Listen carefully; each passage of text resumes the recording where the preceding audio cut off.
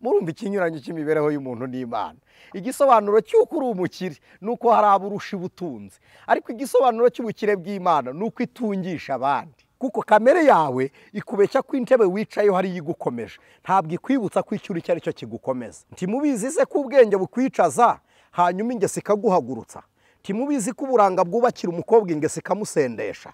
Uzarebe, nta muntu wagutabara utararwana. N'Imana itegereje ko hari icyo urwana nacyo ikaza kukikuneshereza. Izo ntege nkeya z'abantu mu isi nizo ducuruza. Kamere yacu ni mbi. Noneho nibibayeho mu buryo bunezezwa n'umubabaro w'abandi, ikereya n'ibibabaza abandi. Nuko duteye, nuko tubayeho. Bijya bishoboka ko wiga ukabona diplome iri ku rwego rwo hejuru, ariko intego y'urugendo rwawe ntigerweho. Hari igihe umwana w'umuntu ajya yanga kumva Imana, ariko ibihe byo ntibyanga kumva Imana. Hita utekereza winjiye mu nzu iwawe ikakubwira ngo sinshaka uyu munsi undaramo. Bitekereza ugiye kwambara umwenda ukakubwira ngo uyu munsi sinshaka kunyambara. Nicyo gituma dusengera umurwayi tugafata iki kiganza cy'inyama n'amaraso, cy'imitsi n'amagufwa, tukakirambika ku muntu tukavuga ngo ducyashye indwara.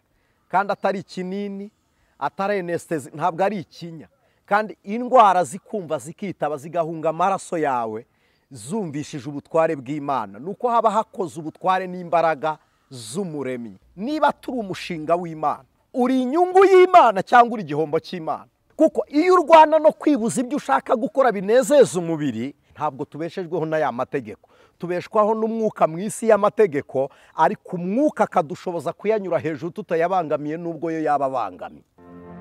Ijwi ry'umukanguzi. Yesu ashimwe cyane, inshuti z'umusaraba, ndabasuhuje mugira amahoro y'umwami wacu Yesu Kristo. Ndi mwene so Aniseti Niyomugabo. Kuri kamera turi kumwe na mwene data Jeanne Kwizera, ni umupapa. Imana imuhe umugisha, niwe muziritsi w'iyi vino. Iyo tuvuga vino ntabwo tuvuze ya wayini y'agasembuye abantu twagiye dukunda kubana ku ijwi ry'umukanguzi, wenda keretse ahari abaje ari bashya.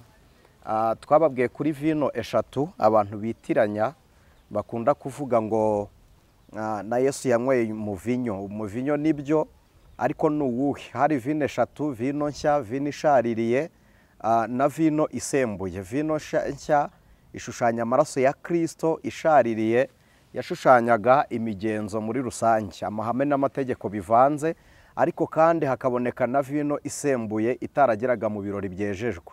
Rero ibyo bitageraga hejejwe n'uyu munsi ntibirezwa ngo byemererwe kugerayo, kandi byari byejejwe ni byo bikomeje kuba byejejwe. Rero umwami wacu Yesu Kristo abaha umugisha. Hano ni ku ijwi ry'umukanguzi nk'ibisanzwe. Dushimiye abantu dukunda kubana, dushimiye abakoze subscribe cyangwa se abone, dushimiye abantu muri kinga mugakora kuri ka link kameze gatya kuri like. Imana ibaha umugisha. Mu by'ukuri iyo mwaduhaye comment mu biganiro, ducishamwe amaso tukamenya ngo turi kuganira n'abandi, biduha ihumure kandi bituma dukomera.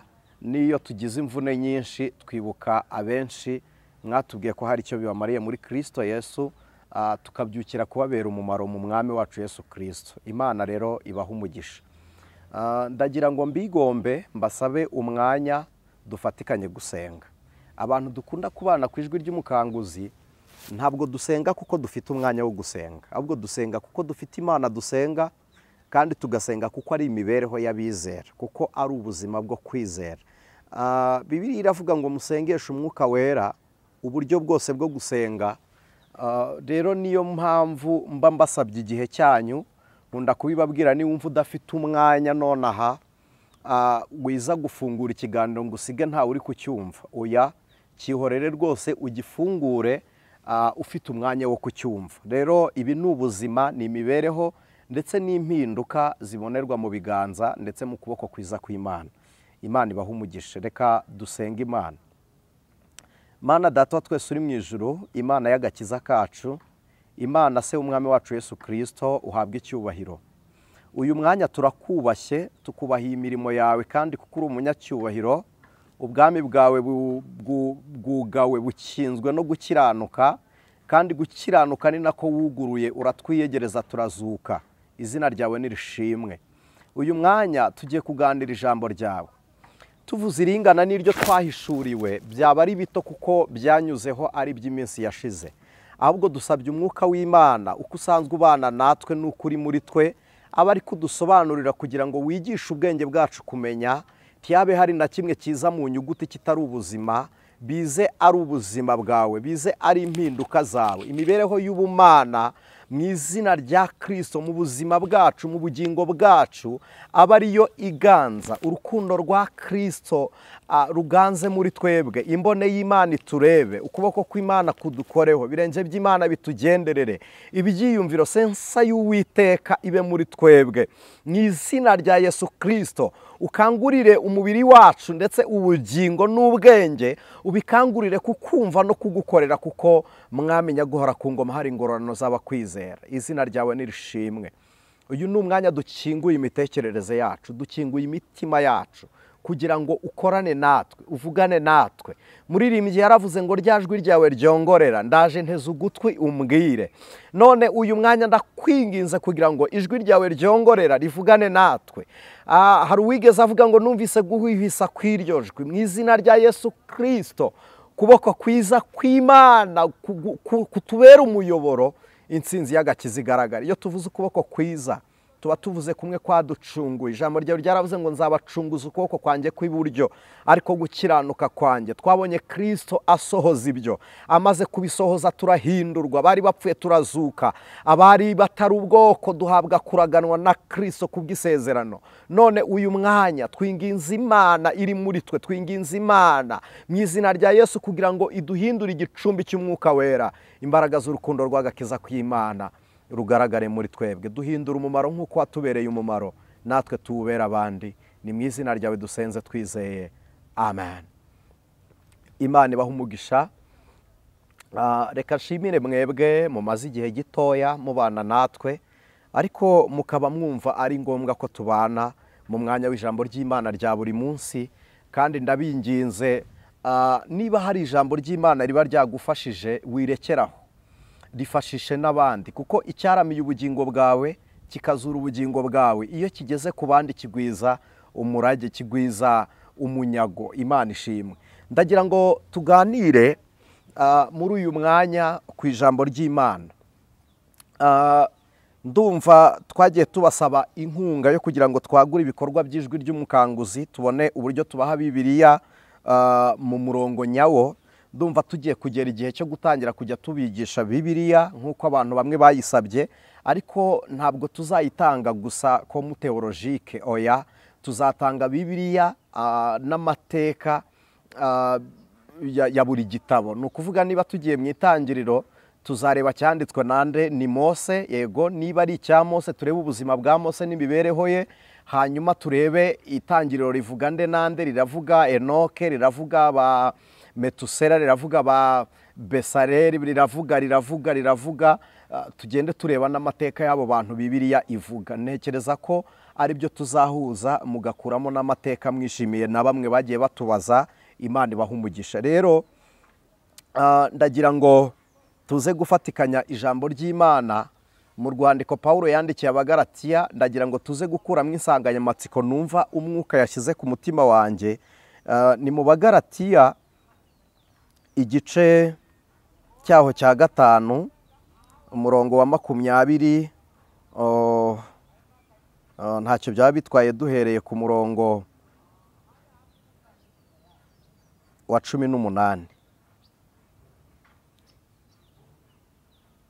Okay, reka duhere ku murongo wa 16 kugira ngo tuze kuhagera twese nta rujijo. Uru rwandiko rw'Abagalatiya Pawulo yanditse, ndaza kubibutsa ko rugira n'isano n'urwandiko rwa Leodokiya, uretse ko Leodokiya ntabwo ari Pawulo wayanditse, ruri mu byahishuriwe Yohana mu gice cya 3. Leodokiya ni urwandiko rwanditswe na Yohana ahishurirwa ari ku kirwa cy'Ipatimo. Leodokiya ni amagambo 3. Abantu benshi bakunda gusobanura eschatology bakunda kuvuga ngo turi mu minsi y'Leodokiya. Mu mbabarire, ni ku rwanjye ruhande mbiseguyeho. Ntabwo nemera ko hari itorero na rimwe muri ariya matorero 7 yo muri Aziya ridufiteho ikirango cy'umunsi wa none, ko Laodikiya biravuze ngo ni igihe Imana iciraho umuntu urubanza. Laos and Diakeo ni igihe Imana icira umuntu urubanza. Rero bakunda kuvuga ngo turi mu gihe cy'urubanza rw'Imana, ariko sibyo, turacyari ku gihe cy'intebe y'imbabazi z'Uwiteka. Ubuntu bwa Kristo buracyaganje, niyo mpamvu aho kugira ngo uhunge Imana wayihungiraho, kuko imbabazi z'Imana zirahari, nubwo zidahari ngo zipfe ubusa. Ntabwo ziriho ngo zidutere gukora ibyaha, oya, imbabazi z'Imana ziriho ngo zitweze, ariko nitumara kwezwa nazo duhindurwe n'ubuntu bw'Imana kubw'imirimo ya Kristo. Imana ibaha umugisha. Rero duhere ku murongo wa 16, haravuze ngo ndavuga ntimuyoborwe n'umwuka, kuko ari bwo mutazakora ibyo kamere irarikira. 17, kuko kamere irarikira ibyo umwuka yanga, kandi umwuka yifuza ibyo kamere yanga, kuko ibyo bihabanye, nicyo gituma ibyo mushaka gukora atari byo mukora. Iri jambo turihuze n'ijambo Pawulo yavuze, yaravuze ngo ngerageza gukora ibyiza, ariko ibibi bikanyitanga imbere. Aha n'ubundi aranditse aravuze ngo kuko ibyo mushaka gukora atari byo mukora. Mu yandi magambo hari kirogoya ibarogoya muri mwe. 18, ariko niba muyoborwa n'umwuka ntimuba mugitwarwa n'amategeko. Dore imirimo ya kamere iragaragara niyi: gusambana no gukora ibiteye isoni n'iby'isoni nke, no gusenga ibishushanyo, no kuroga, no kwangana, no gutongana, n'ishyari n'umujinya n'amahane, no kwitandukanya, no kwirema ibice, no kugomanwa. Kugomanwa ni ukuba umugome ufatikanya n'abandi. Ubugome bwawe bukaba butari wowe gusa, mufite ishene y'abandi banyarugomo nkawe, mukagomanwa deja, mukamera nk'abakoze nabyita gakundi k'urugomo. Hanyuma no kugomanwa no gusinda n'ibiganiro bibi n'ibindi bisa bityo. Ndababwira hakiri kare, kuko nk'uko nababwiye kera, yuko abakora ibisa bityo batazaragwa ubwami bw'Imana. 23, ariko rero imbuto z'umwuka ni urukundo, ni ibyishimo, ni amahoro, kwihangana no kugira neza, ni ingeso nziza no gukiranuka. Gukiranuka nabyo biri mu mbuto z'umwuka. Hanyuma 23 aravuze ngo no kugwa neza no kwirinda, ibimeze bityo nta mategeko abihana. 24 haravuze ngo aba Kristo Yesu babambanye kamere n'irubanira ari byayo. 25 haravuze ngo niba tubeshwaho n'umwuka tujye tuyoborwa n'umwuka. 26 dusoza, twe kwifata uko tutari, twenderanya kandi tugirirana amahari cyangwa se ishyari. Mwakire neza iri jambo ry'Imana. Ndagira ngo tuganire urwandiko Pawulo arwandika, yarwandikiye abantu bari barabwirijwe ubutumwa bwiza. Arwandikira abantu bari bazi ijambo ry'Imana nk'uko warisomye, ariko kandi nk'uko wabwirijwe, ariko kandi nabwo mu Bagalatiya harimo abantu batigeze na rimwe babwirwa ubutumwa bwiza. Ko Pawulo abwiriza Abagalatiya bwa mbere, yababwirije yagiye kwivuza amaso, ahagaze ku murongo, ategereje ko umurongo w'abarwayi ugabanuka nawe akabona umwanya, umwuka w'Imana mwibutsa ibyabaye mu nzira ya Damasiko. Pawulo yibutsa ibyabaye ya Damasiko, aratambuka, uwa mbere, uwa kabiri, uwa gatatu, bitewe n'umubare wari umuri imbere, ahagarara imbere yabo.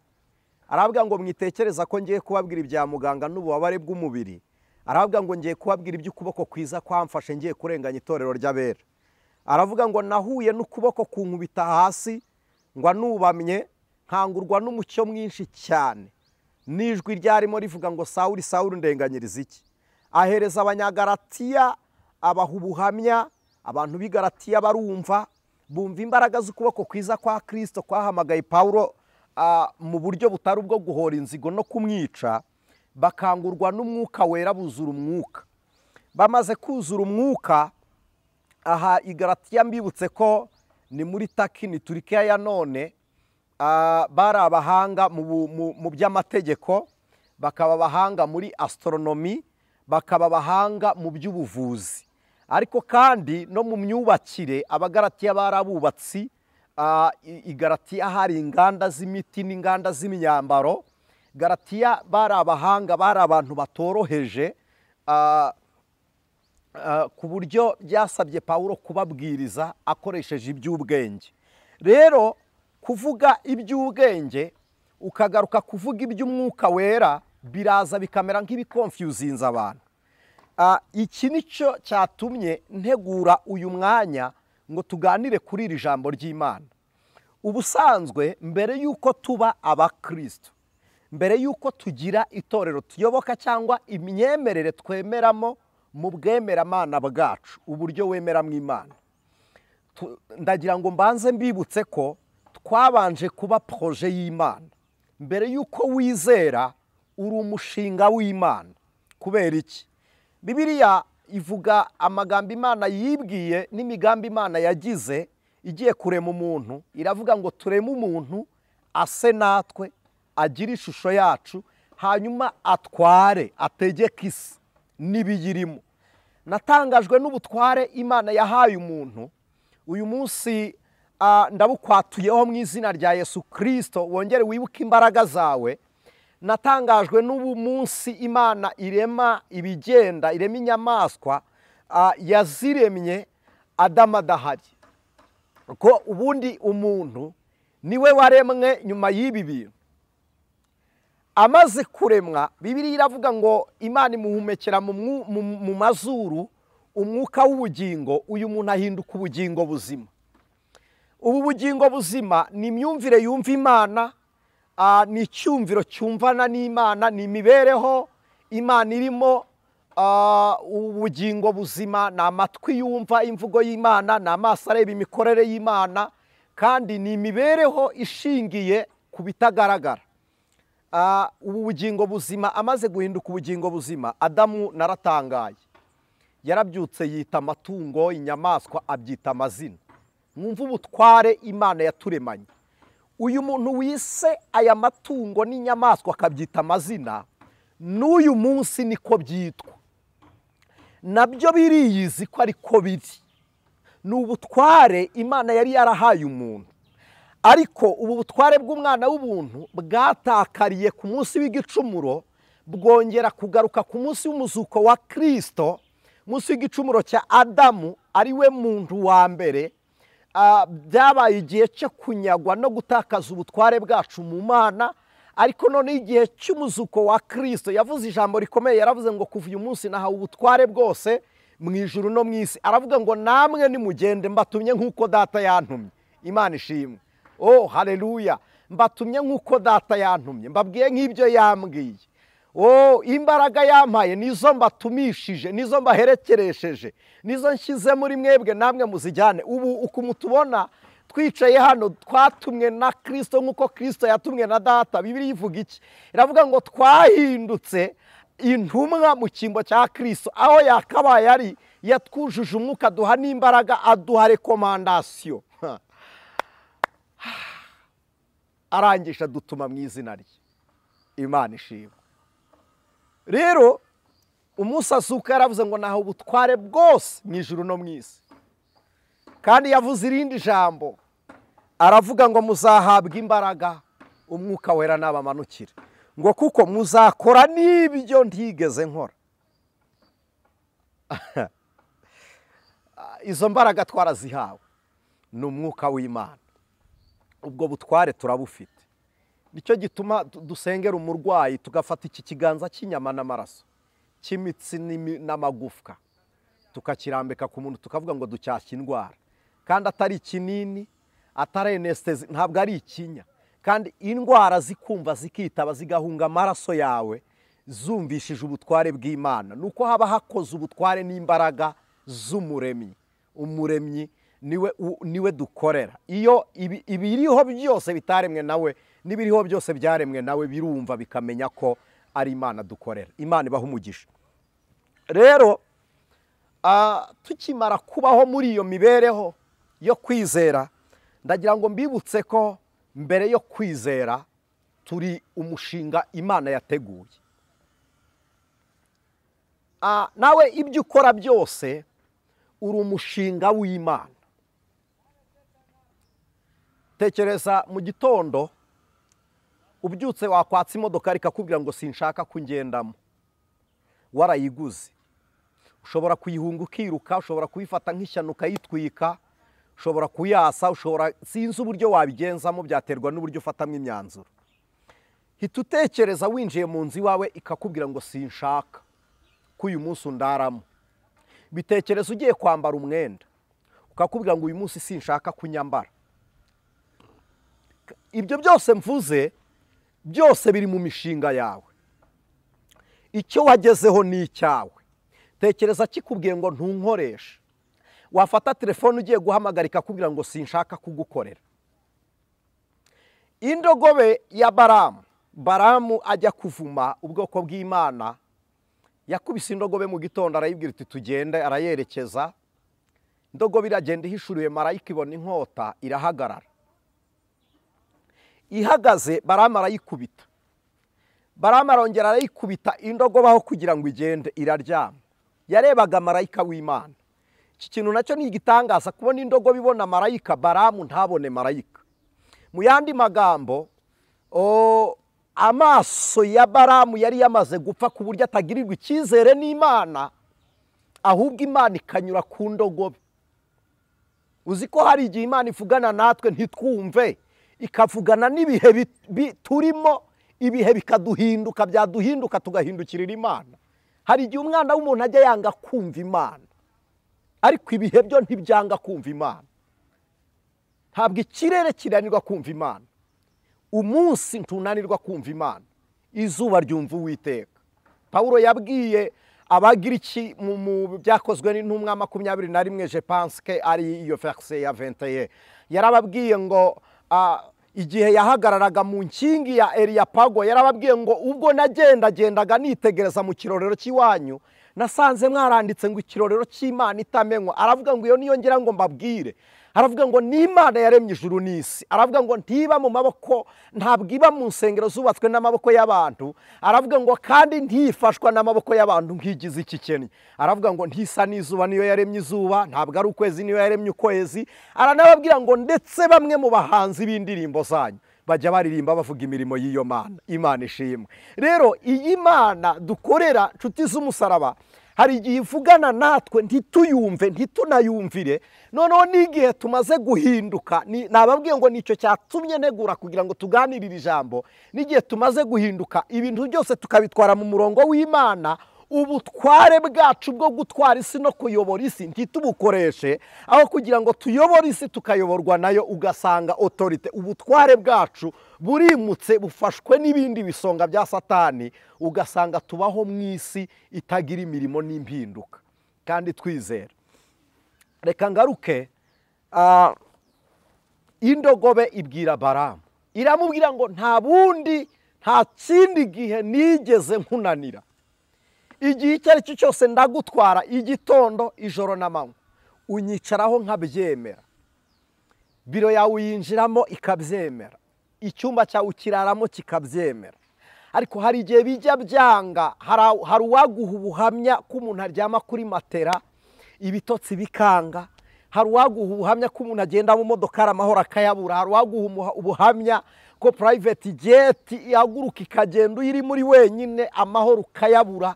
Bijya bishoboka ko indogobe yawe iguhagararana intego y'urugendo rwawe ntishyike. Bijya bishoboka ko wiga ukabona diplome iri ku rwego rwo hejuru, ariko intego y'urugendo rwawe ntigerweho. Ndagira ngo mbabwire ngo uhita uhinduka ugasohererwa, umutima ukagubwa nabi, imibereho igahinduka, ugakena, bikaza kukugira impact mbi. Iyo mibereho yose ituruka ku byawe byagutengushye n'ibihe bitagenze uko byajyaga kugenda.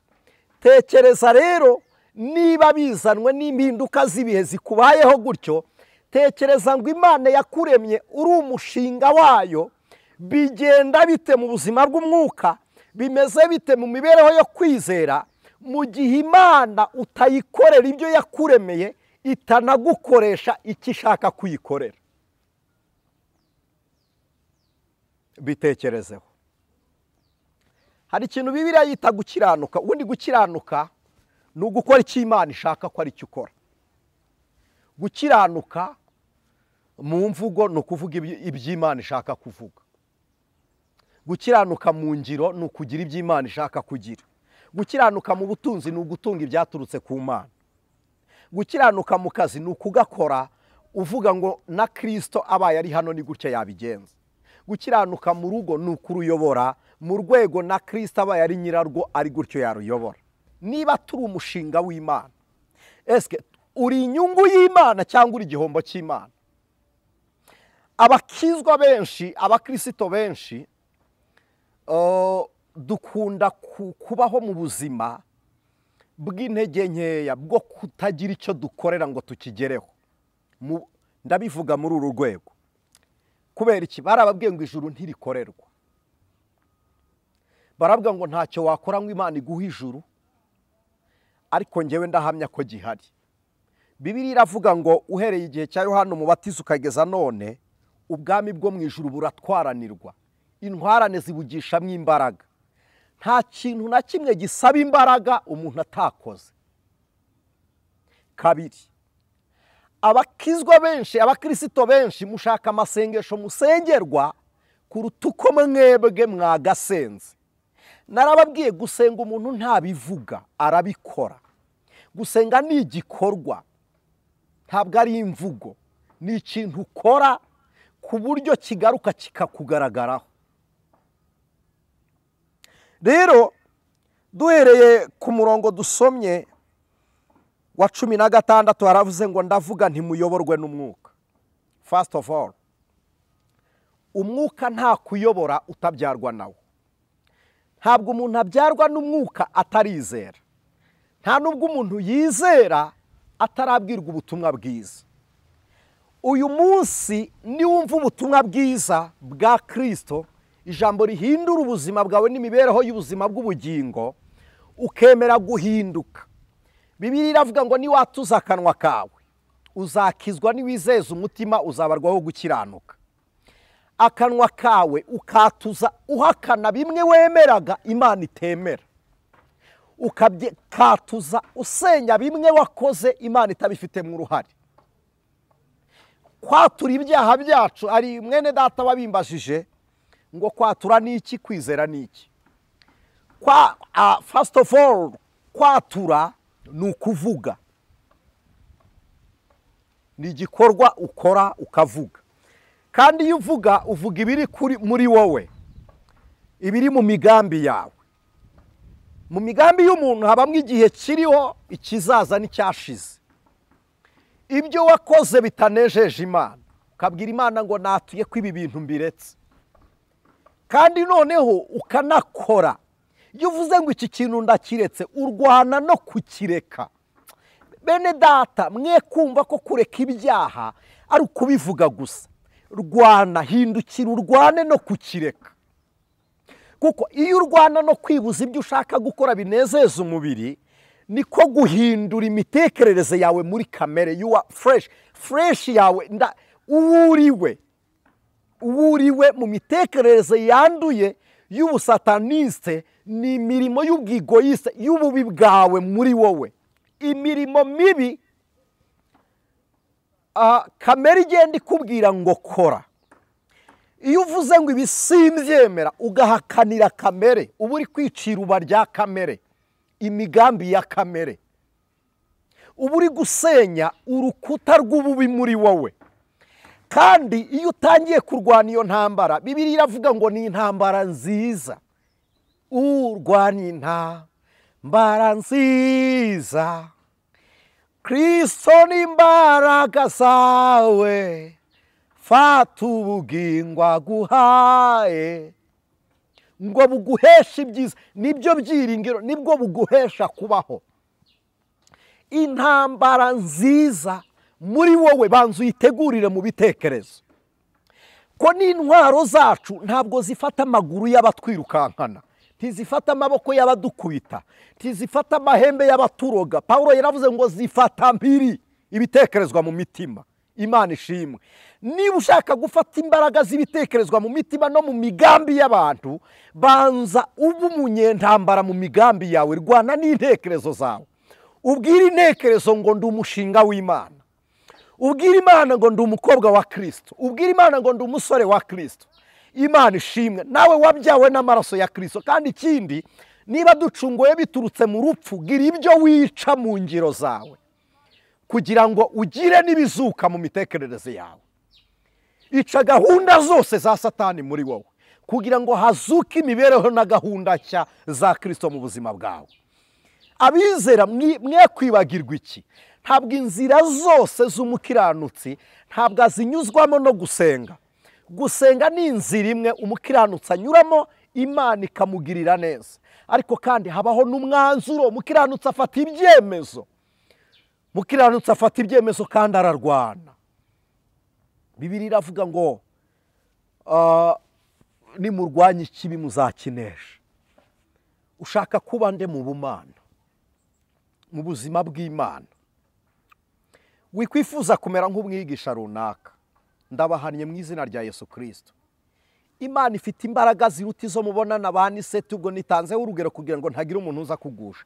Ifite imbaraga ziruta izo mutubonana, ifite ubwenge buruta kure cyane. Wikwifuza kumera nk'umuntu. Our role model ni Kristo. Icyitegererezo cy'imirimo kuri twebwe ni Kristo Yesu. Narabibabwiye sinavuze nabi. Narababwiye ngo wigire umuntu n'umwe ufata nk'inkingi y'agakiza kuri wowe. Inkingi y'agakiza kacu ni Kristo Yesu. Njyewe ndi umuntu nagwa, ejo nungira inkingi ngahirima tuzagwana. Ariko inkingi niba Kristo, uru rugendo yararusoje. Ntidutegereje ngo hari ikindi kizamugusha, ibyajyaga kumugusha yarabinesheje. Niwe watsinze, niwe mwamuganje. Imana ibaha umugisha. Rero Bibiliya iravuze ngo ndavuga ntimuyoborwe n'umwuka. Nababwiye ngo ntawuyoborwa n'umwuka atabyawe nawe. Kubyarwa n'umwuka biba igihe twizeye ijambo rya Kristo, twizeye Kristo Yesu nk'umwami n'umukiza w'ubugingo bwacu. Iyo mitekerereze n'ubwo buzima wemeje kwizera ntabwo ari umubiri ubikoze, ni imyumvire uhinduye ukayumvisha Kristo.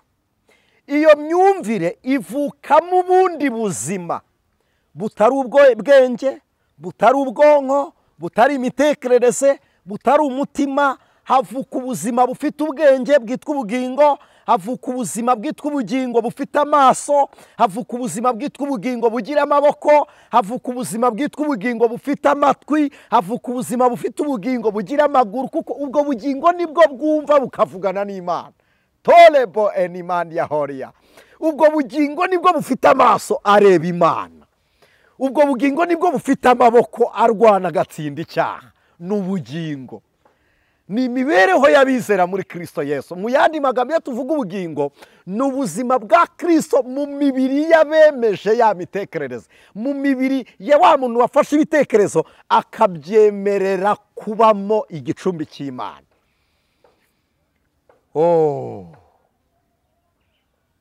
Imana ishimwe.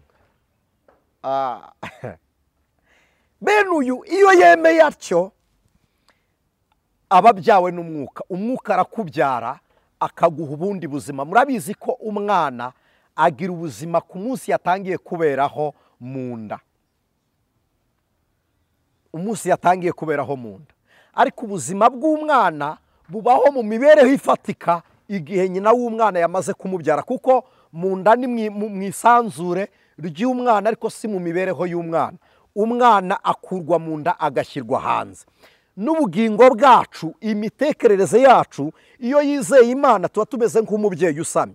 None ya myizerere yacu, kwizera Imana kwayo biduhesha no kubyarwa n'umwuka, hakabaho ubugingo muri twebwe butakiri kwa kwizera gutyo gusa, ahubwo iyo mibereho yo kwizera iraza ikaba ubuzima. Bibiliya iravuga ngo umukiranutsi abeshwaho no kwizera. Mu yandi magambo, ntibiba bikibaye igikorwa uzakora kugira ngo ubeho, ahubwo bibaye igikorwa ndabisobanura gute? Ntabwo bibaye igikorwa utegereje ngo uzakore, ahubwo kwizera bikubeshaho. Kuko Bibiliya ubwo ivuga ngo umukiranutsi abeshwaho no kwizera, uko kwizera kukuvana mu mitekerereze, kukagukureyetinga, kukagushyiraho, ukabaho, ukaba umuntu mu buryo bw'umwuka wizeye. Kwizera bikaba ikiraro, bikaba burije iguhuza n'Imana, kuko uwizeye niwe wumva Imana, wizeye niwe wumvwa n'Imana, wizeye niwe ubona Imana, kandi niwe ubonwa n'Imana. Rero ni imibereho yo gukiranuka ikorerwa mu mitekerereze yacu. Kwizera bigatuma tubyarwa n'Imana, kandi iyo tubyaba kubw'ijambo ry'Imana tuba tubaye ibyaremwe bishya, si kubw'ubushake bw'umugabo n'umugore, ni kubw'ubushake bw'umwuka wera Imana yatanze itishama. Rero tuyoborwa n'umwuka iyo tumaze kubyarwa n'umwuka. Tubyarwa n'umwuka iyo twemeje imitekerereze yacu yo kwizera. Iyo tumaze kuyemeza kwizera Kristo Yesu, Imana itubarira mu rubyaro rwayo. Imana itwimura mu isi kandi tugenda mu isi.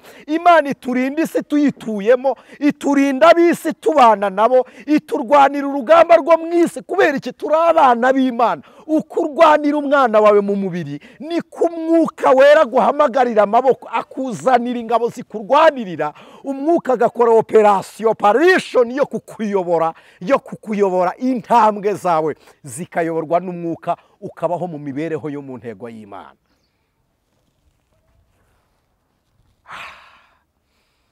Ndacyasoma rino jambo. Mujye muyoborwa n'umwuka. Yesu yavuze ijambo rikomeye, aravuga ngo abanjye ndabazi, bafite ikimenyetso n'icy'amaraso namennye ku musaraba. Aravuga ngo si icyo gusa, bagira n'ubayobora, ni umwuka nabasigiye. Abo ni aba Kristo Yesu. Twabisomye ku murongo wa 24. Je pense que ari 24 yego. Aba Kristo Yesu, aba Kristo Yesu babonwa ryari? Imana ibarebera muri, reka tubigereranye n'imodokari. Muri ya modokari yitwa umwuka ituyobora, idutwara, niho aba Kristo Yesu babonekera. Imana ikurebye ikakubona mu mwuka, ibona uri uwa Kristo Yesu. Iyo ugize ngo tse, irakubwira ngo urakire. Iyo urize iguhanagura amarira, iza gutabara tutarahogora, iza tudashavuye. Uraterwa ikavuga ngo ndagutabaye. Baterana ikavuga ngo sinjye ubateranyije, ikabatatanyiriza mu nzira nyinshi. Irwanirira aba Kristo Yesu. Yohana, ubutumwa bwiza bwanditswe na Yohana 4, Bibiliya iravuga ngo bene abo ni Imana ishaka ko bayisenga. Aba Kristo Yesu bayoborwa n'umwuka, bari mu mwuka. Imana ishimwe cyane. Hanyuma muyoborwe n'umwuka. Ngo 16, ndavuga nti muyoborwe n'umwuka, kuko ari bwo mutazakora ibyo kamere irarikira. Niba ushaka gukora ibyo umwuka w'Imana ashaka, emera ko umwuka kuyobora. Azatsinda ubusambanyi, inyota y'inzoga azayinesha, uburozi bwakunaniye azabunesha. Niwemera kuyoborwa n'umwuka, afata amaboko yawe akayakoresha ibitunganye. Ibirenge byawe biyoborwa n'Imana. Bibiliya iravuga ngo umuntu agena iby'urugendo, Imana ikagena intambwe zarwo. Kandi Yesaya yarabihanuye, aravuga ngo abagushikamije w'umutima uzabarinda baba amahoro masa. Imana ishimwe. Nushaka ko kamere yawe itozwa n'Imana, kamere ni igisobanuro cy'imiterere y'umuntu mu isi y'umubiri. Hanyuma umwuka ni igisobanuro cy'ubumana mu miterere y'umuntu, nanone mu isi y'imyizerere mu buryo bw'ubumana. Umwuka n'ubuzima bw'Imana muri twe, ubugingo n'ubuzima bwa Kristo muri twe. Hanyuma kamere ni imiterere y'umuntu mu isi y'umubiri. Abantu aho tuva tukagera duteye nabi. dore impamvu mbabwira ko abantu duteye nabi. Uzarebe 99% ibintu bigusetsa biba bifite uwo bibabaje. Uzarebe umuntu aragwaho kugira ngo umubwire ngo pole, ukabona biragusekeje. Ibikojeje umuntu isoni nibyo bikunezeza, ibibabaje bamwe nibyo bigushimisha. Umwana w'umuntu ateye nabi, ibyishimo bye byubatse ku mubabaro w'abandi, inyungu zawe zituruka ku gihombo cy'abandi. Hari bene data twari turi kuganira ndi kubabwira ngo mwisi abantu benshi batunzwe nuko abantu bahuye n'ibyago. Uwarwaye ni utunga abaganga, uwarwaye ni utunga abashimise bakora imiti. Ibyago bitunga abantu, abakora ibisasu babikorera kwica gusa, babeshejweho n'amakuba n'ibyago bateye abantu. Uyu munsi 99% hari ibigo bimwe na bimwe bihembwa n'amakosa abantu bakoze. Amakosa twakoze agaduca amande bikaba ingengo y'imari y'ibigo runaka. Niyo mibereho y'isi. Isi nimbi inshuti z'umusaraba. Isi nimbi niyirimwo inda y'ikuzimu. Isi niyirimwo imva, umuntu araturana n'amarimbu ugasanga irimbi twaryubatse ku buryo bukungahaye. Ariko hari indi mibereho abizera bakeneye tutabeshejweho nuko abo turi kumwe nabo bagize amakuba. Mumbabarire, ni ibyo twita umugisha nibibazo ku bandi.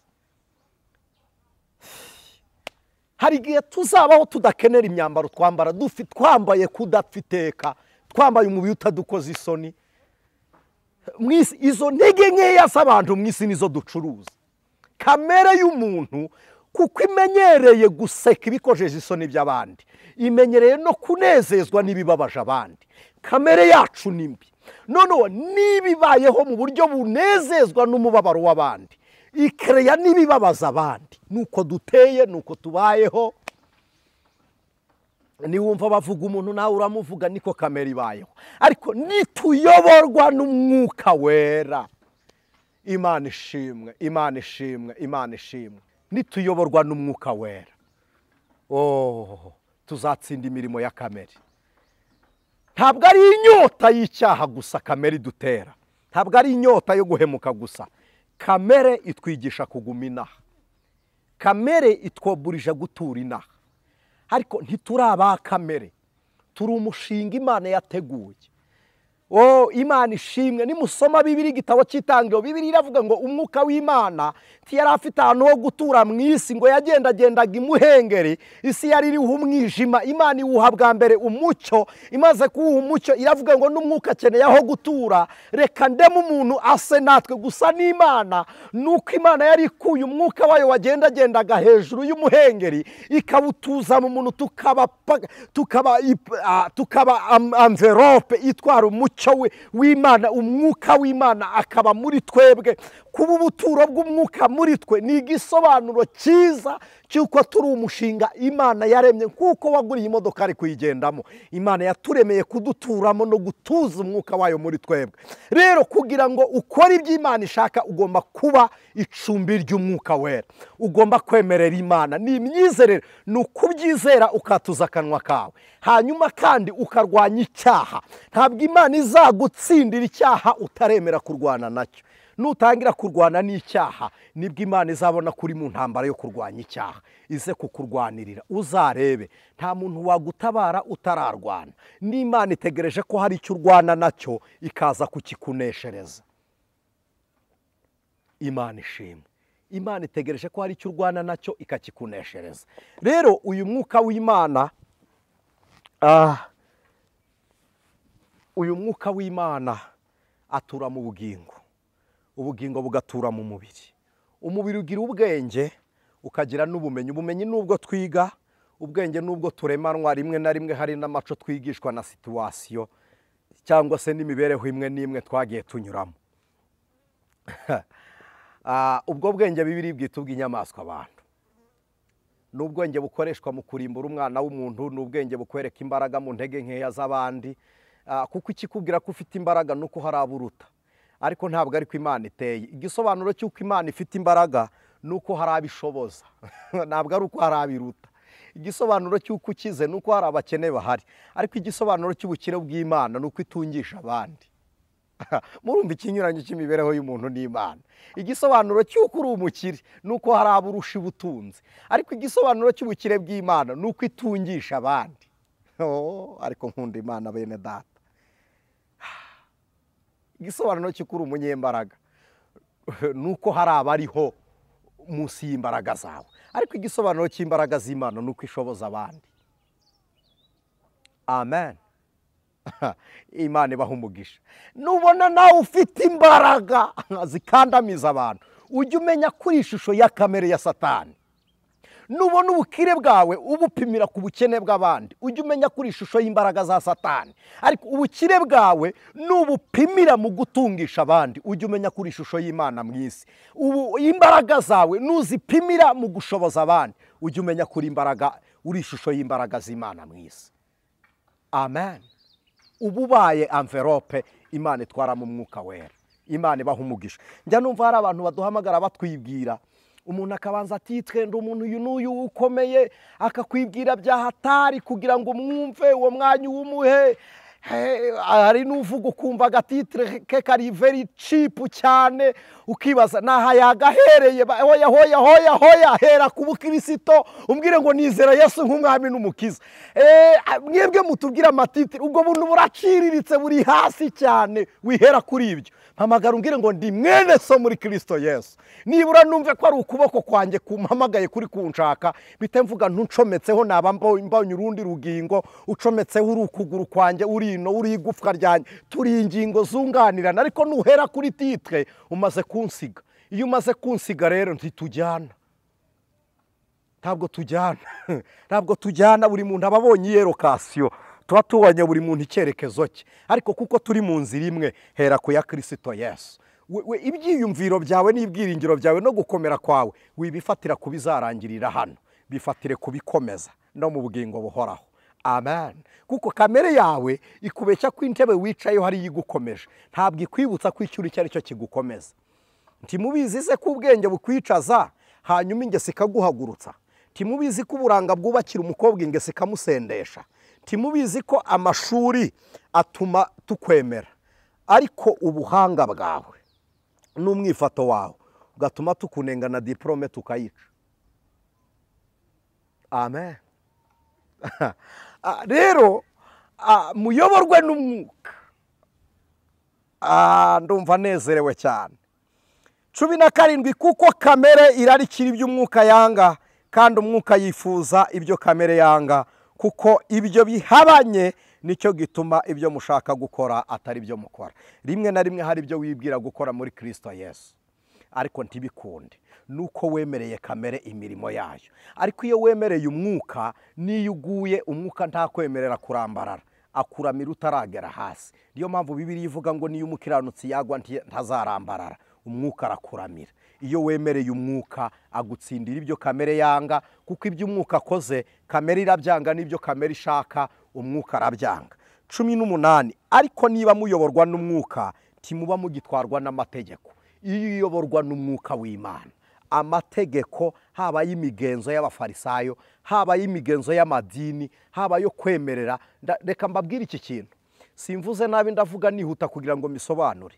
Umukristo ntayoborwa n'amategeko, ayoborwa n'ubukristo, ahubwo ubukristo bukwigisha kuba muri ya mategeko.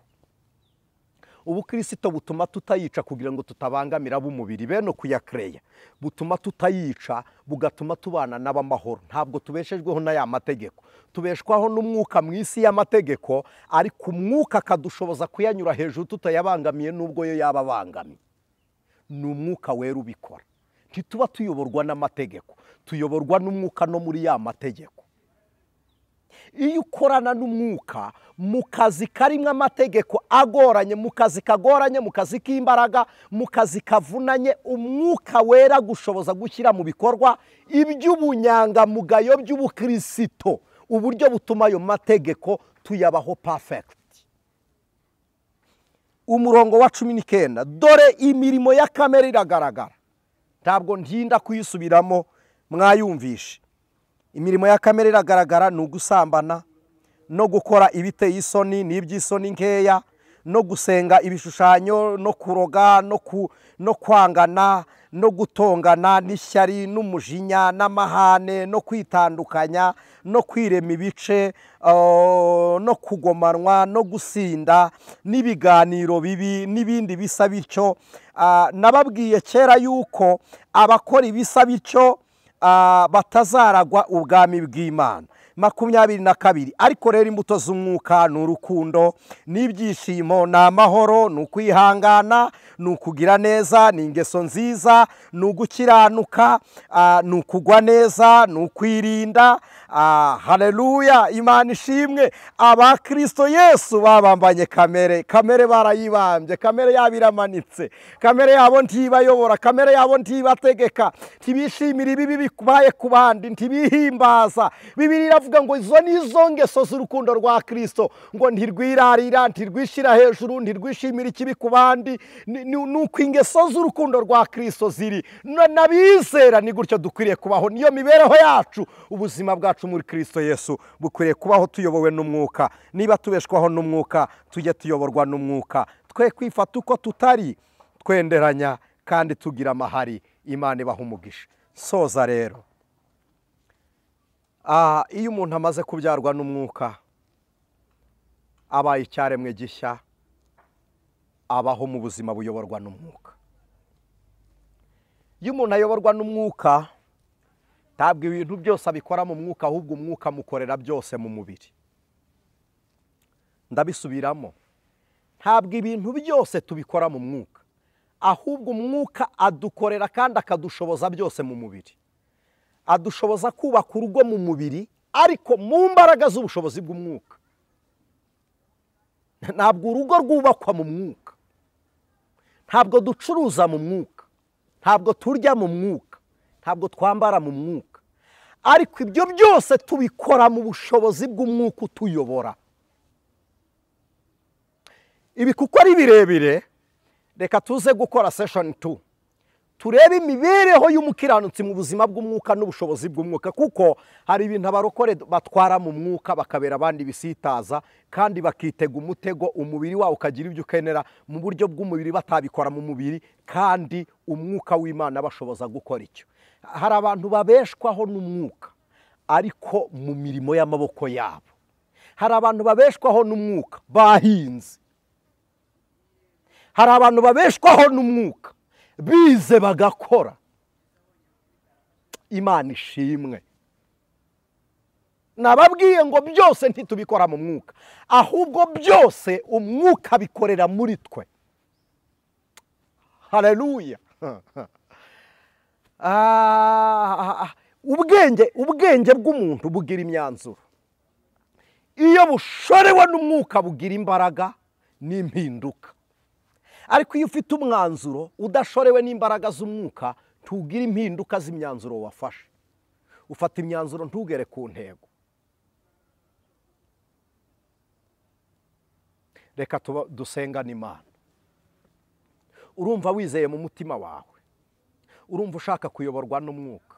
Hari aho kamere yakuyoboye kandi uri umwana wa Kristo, ubyarwa na Kristo, warizeye Yesu umwami n'umukiza. Hari naho wayoborwaga na kamere utarabyarwa n'umwuka. Uyu mwanya atuza akanwa kawe, uvuge ngo nemeye ko Kristo Yesu ambera umwami n'umukiza w'ubugingo bwanjye.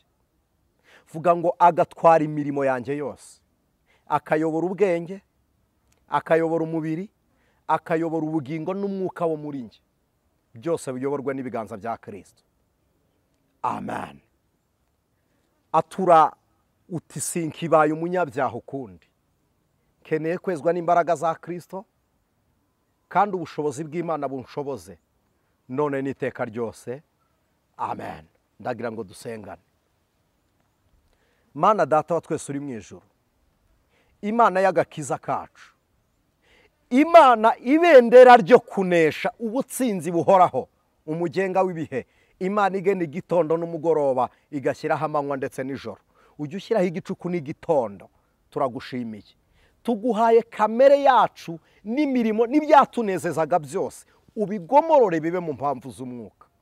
Intsinzi y'agakiza ka Kristo ibe muri twebwe mu izina rya Yesu. Dusengeye uyu mwene data wumvise ijambo ryawe agahindurwa naryo, wari urwaye. Iyo ubugingo bukize ukiza umubiri mu izina rya Yesu. Dukijije uyu mubiri kandi n'uyu mwene data wari ufite ibyifuzo wari ubabaye tumuhaye ibyishimo. Ineza y'Imana n'agakiza k'Uwiteka nibimubeho, ni mu izina rya Yesu Kristo dusenze twizeye, amen. Imana ibaha umugisha mu izina rya Yesu, amen. Ijwi ry'umukanguzi.